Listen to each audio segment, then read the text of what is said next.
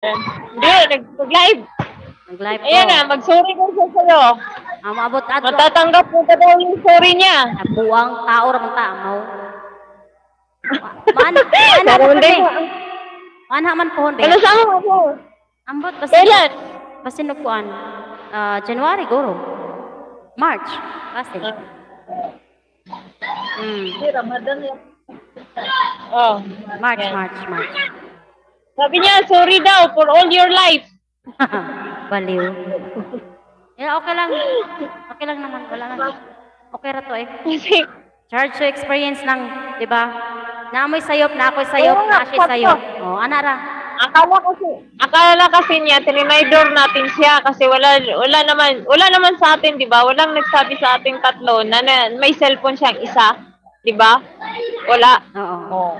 Yun, sabi ko nga, wag kang ang ganyan kasi wala kaming tininaydor sa'yo. Imbis tayo lang magkakapatid, magkapamilya dito, tapos ganyan ka pa sa amin.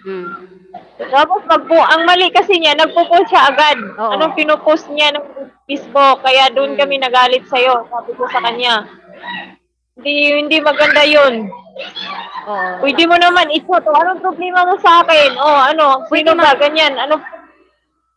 Pwede kaya nga, pag-usapan. Diba, akong side, kung iyang nasabot akong side, nganong ako tong gikuha og balik ang cellphone, di ba? Kung nakasabot siya. Ako siyang ipasabot daw. Diba? Ako siyang ipasabot. Wala mo ko ko siya. Kabayad. Wala ko nag-ingon. Naniguro lang ako. Kaya nga, sabi ko, mas piliin pa namin na maging safe yung buhay namin kaysa nating tatlo, kaysa naman pag-initan tayong tatlo. Kaya maintindihan mo din si Sheena. Kasi nga, pinag-iinitan na tayo. Kaya nga, pinag-iiwas kami sa'yo.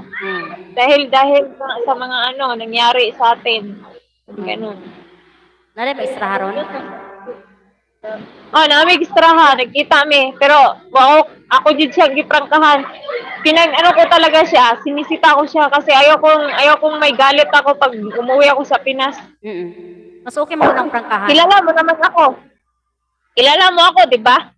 Oo, Mercedita. Mercedita talaga. Mercedita Caracol. Kilalang kilala. From head to toe. Kilala mo ako. Pag may galit ako, hindi ako manahimik. Kaya, sabi ko, wag kang ganyan. Sa huli-huli nga, sa bandang huli, ikaw pa rin ang iniisip namin. Tapos ganyan ka sa amin. Wag kang ganyan. Imbis tayo magkapamilya dito, nagagalit ka pa sa amin. Dapat iniisip mo muna bakit hindi ka namin ihuhulog, hindi ka namin matatraidor kasi pareho lang tayo dito. Gani. Yun. Okay na daw siya, mag-sorry daw siya. Sabi ko, mag-sorry ka kay Sheena kasi walang kasalanan si Sheena sa'yo. Sabi kong ganun. Sige lang. Yan, mag-sorry na daw siya. Sige na daw. Sorry. Lagi. Sorry. Wala problema, wala pa ko'y labad. Wala ko'y ligo. Wala pa. Okay, lipong ra. Sige na, babay na. Sige na. Ito lang yan. Nagkanta ko din, nagpasingot ko. Wala ko'y kauban din, ako ra isa.